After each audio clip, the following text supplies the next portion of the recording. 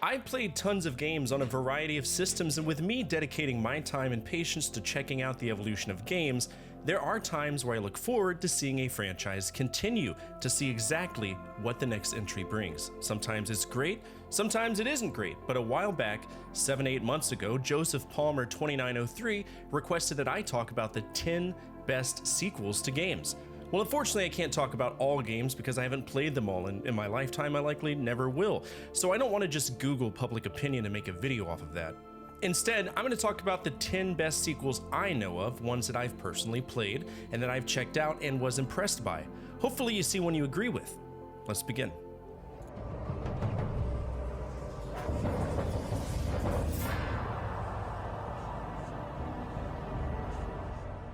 Diablo 1 was a great game. I had a blast with it. Sure, it was a little different because isometric games really aren't my jam, but I found some weird groove that I found myself in, at least until the 13th floor when it felt like nothing I did mattered. The enemies were just too strong, and I had killed everyone else. And that's when I learned about how it's not uncommon for you to have to restart the game. You still keep all of the experience you had, you just start fresh being a badass. And by the time you go through a second time, you understand the layout of the dungeon, and you're good to go. And to be honest, I thought that's how the franchise would always be, just floors of nonsense that we would walk through and tons of loot porn, right?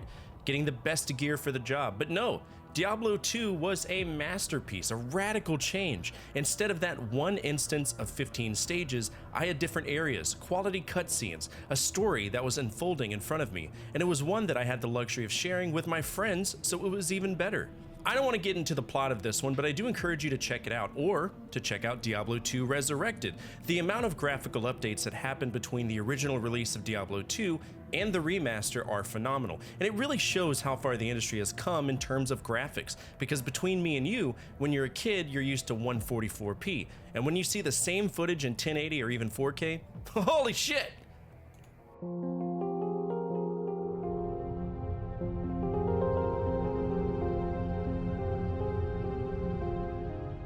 From the get-go, Konami hit the ground running with their response to Resident Evil's success. Silent Hill, in my opinion, and this might be an unpopular opinion, is better than Resident Evil 1 in many ways. I just felt that it did a better job of guiding us through an uncertain world, being Father of the Year Harry Mason. It's a solid game, and the elements of psychological horror focusing on atmosphere was a great design choice if you ask me. But again, between me and you, Silent Hill 2 was an amazing game, where we play as Husband of the Year, James Sutherland.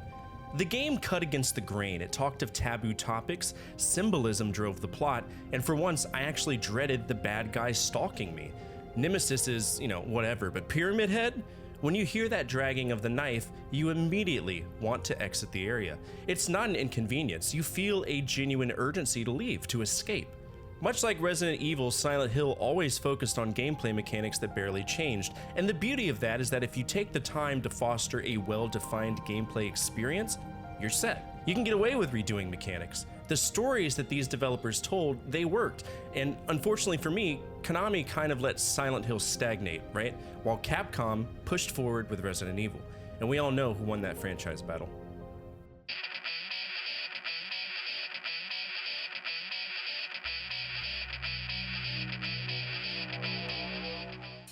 Tekken had an interesting progression in terms of growth as a franchise. The first game looks like it was made and held together with wishful thinking. The text in the game alone looked like it was straight out of Microsoft Word's clip art section, and the gameplay was kind of iffy. But everyone, even the legendary franchises, need to start somewhere. Personally, I was on the fence for Tekken 1, but the idea of having each limb do something, that was pretty cool. Many of the other fighting franchises of the era didn't have that distinction. Mortal Kombat was light and heavy, Street Fighter was light, medium, heavy, Art of Fighting was... I have no clue what crack Art of Fighting was smoking, but Soul Calibur had weapons. Good weapons. But Tekken stood out in its own way. It was incredibly successful in the arcades, and when that happens, the potential for sequels begin. Now, I'm not discrediting Tekken 2. Tekken 2 is a great game, but for where it's at for me, Tekken 3. Now, Tekken 3 was a benchmark, at least in the arcades. It was the first game to be used on Namco's System 12 arcade hardware, and the story continued directly from Tekken 2, but Tekken 3, in particular, was very fluid for the PS1. It was a damn good fighting game. It felt more rational in terms of the capabilities of the fighters. Reversals were available for all characters instead of a few choice ones like they were in Tekken 2, and we had an extra little mini game called Tekken Force, which had its own lineage in games moving forward. Tekken 3 also introduced us to some awesome characters, like Eddie Gordo, King 2, Hua-Rang, Julia Chang, Martial Law, and Jin Kazuma, perhaps one of the most important characters in the story's plot.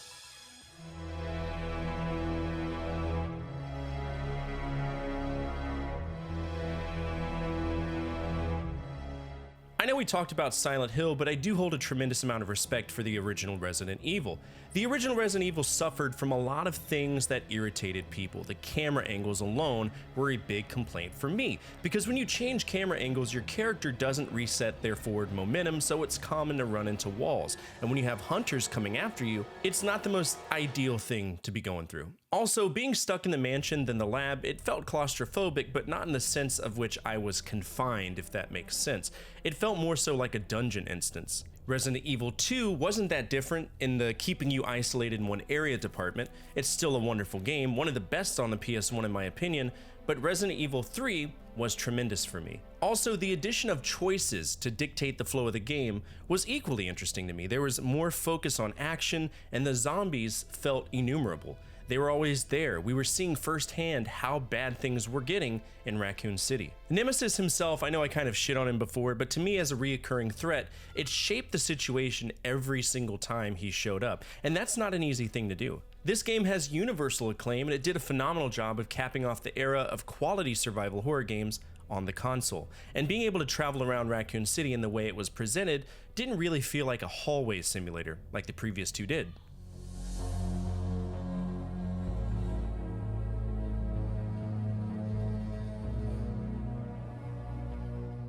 Mass Effect was a franchise that for a long time really scratched that itch for what I was looking for in a space game. Prior to that, the closest thing I had to experiencing something like it was Knights of the Old Republic, but with Mass Effect we were seeing a few different genres blending into a product that BioWare decided to grace us with. We had shooting, it was an adventure game, and of course, RPG elements here and there. But Mass Effect 1 was a relatively rigid game in terms of linearity. We could go places, we could do things, we could talk to tons of people, but it did feel rigid. Not that I'm knocking it, because I'm not, but Mass Effect 2 in particular upped the ante in so many ways, at least to me. We continued the story of Shepard, our decisions carried over, and we had to care about the attention to detail of the missions, their requirements, we had to prep for a mission we never expect to come back from, and the dialogue just felt natural. The entire universe was at our fingertips. And it's funny, I played Star Control 2, and it really reminded me of it. Going and meeting new species, having unique dialogue options with them that maintain consequence, and fighting. Obviously not to the capacity that Star Control 2 had, but I do like Mass Effect 2. It was a solid sequel and is a personal favorite PC game of mine. I do look forward to playing it again on stream when the time comes.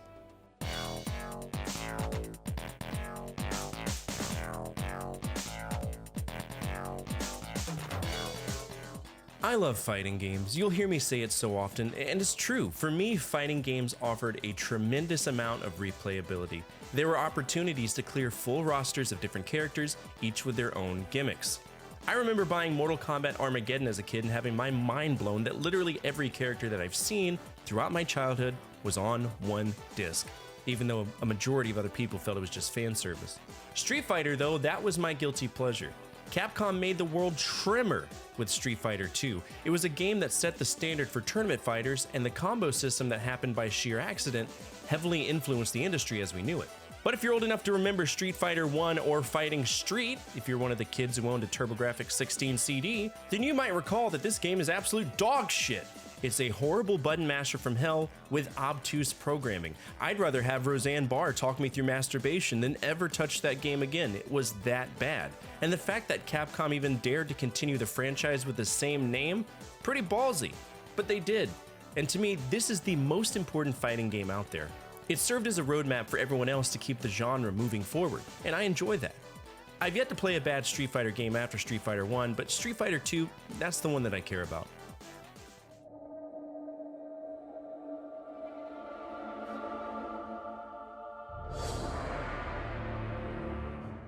A long time ago, when I was in tech school at Shepherd Air Force Base in Wichita Falls, Texas, I remember coming home from school, walking by the day room, and seeing someone play a Batman game.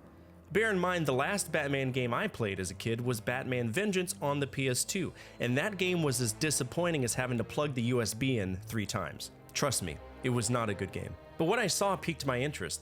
Batman was going around Arkham, but it was a city. I always thought Arkham was a prison, and of course it is, but this was on a scale that I had never seen before. So I bought Arkham Asylum, kind of enjoyed it. It was very linear, but it didn't really scratch that itch. Then I played Arkham City, and it blew my mind. In the story, Quincy Sharp stops Joker's initiative and becomes mayor. He closes down Arkham and the Blackgate Penitentiary and selects a portion of Gotham City that will be transformed into Arkham City, basically a penal city. Sounds weird, doesn't it? Well, it is, because Hugo Strange is controlling Sharp, so it kind of makes sense. The sheer capacity of the open world offers so much to do with one playthrough, and to be honest, I think it's the best in the tetralogy. It's one of those guilty pleasure games on the PS3, which is rare for me because I do tend to focus on older games.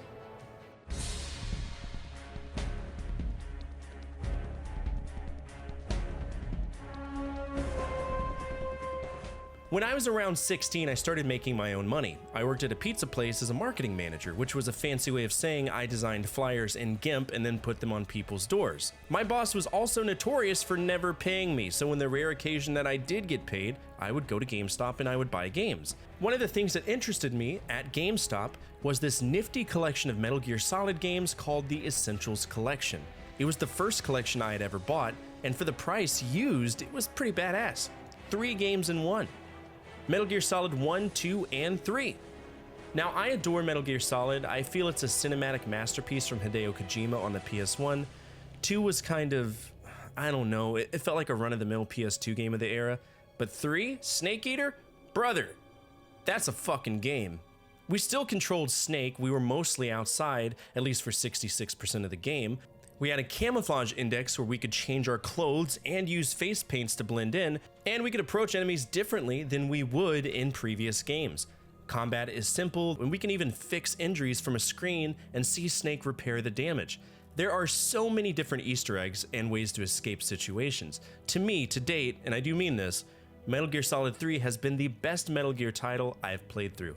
And for the most part, I've played every single one in the main lineage. I didn't beat 5 because it's boring as fuck, but I did play the rest. I don't want to spoil the plot, but I do want to let you know that if you want to tackle Metal Gear Solid in chronological order, this is where the story begins, all the way back in the 60s.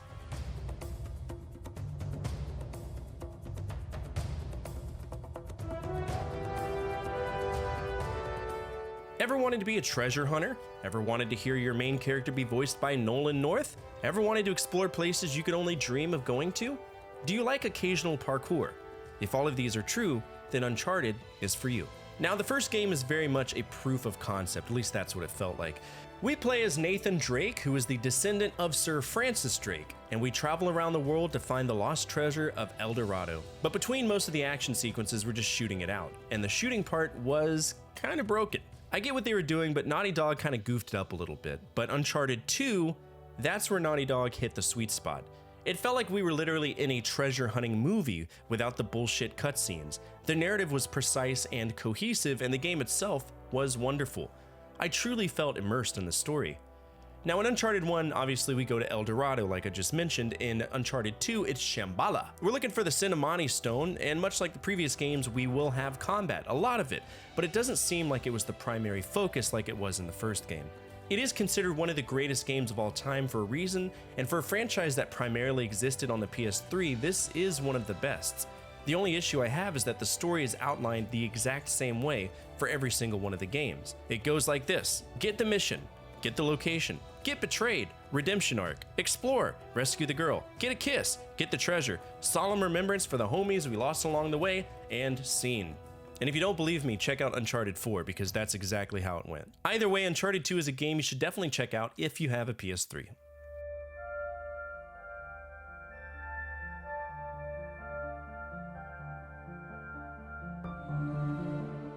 Ubisoft was a company that I knew of growing up, mostly because I played Rayman 2 quite often. It was one of those games that I rented fairly consistently but never really wanted to own. I think we all have games like that, games we believe we can beat, and because of that, you just don't want to own it. Fighting games are a perfect example of that. But as I got older, Ubisoft started making more games that piqued my interest, the big one being Assassin's Creed. To my knowledge, there really weren't that many games that let us take on the role of an assassin. The big one was Hitman, but to me, Hitman really wasn't that great until Blood Money, and that was M-rated, so good luck sneaking it past my dad. It wasn't until I was in college that I started buying my own games irrelevant to the rating system, and the first one was Assassin's Creed. Now, the original Assassin's Creed, much like Uncharted 1, is a big ol' proof of concept. It showed the capabilities for the storyline to work. It existed during a time where everyone was parkouring to their heart's content. You remember when everybody was planking on dumb shit? That's this era. But I always felt that the first game was missing something. Fun.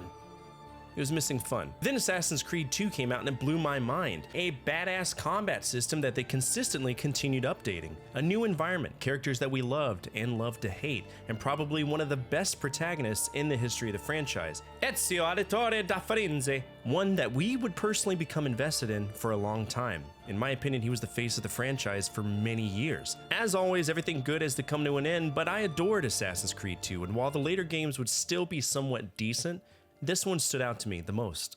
And that's it for today's episode. What did you think of this list? Are there any sequels that blew your mind as a kid? Feel free to tell the community down below. Who knows, maybe you'll create a memory for someone else.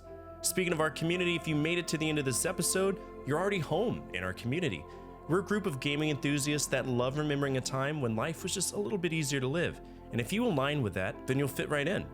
We are so close, and I do mean so close to hitting that 8,000 subscriber milestone, and I'd love for you to be a part of it before it happens. Finally, the single most important thing you could do for me is to hit that thumbs up button, as it directly impacts the visibility of the videos and the projects that I work on every single day. As always, from my family to your family, good energy, good vibes, Fortefyre out.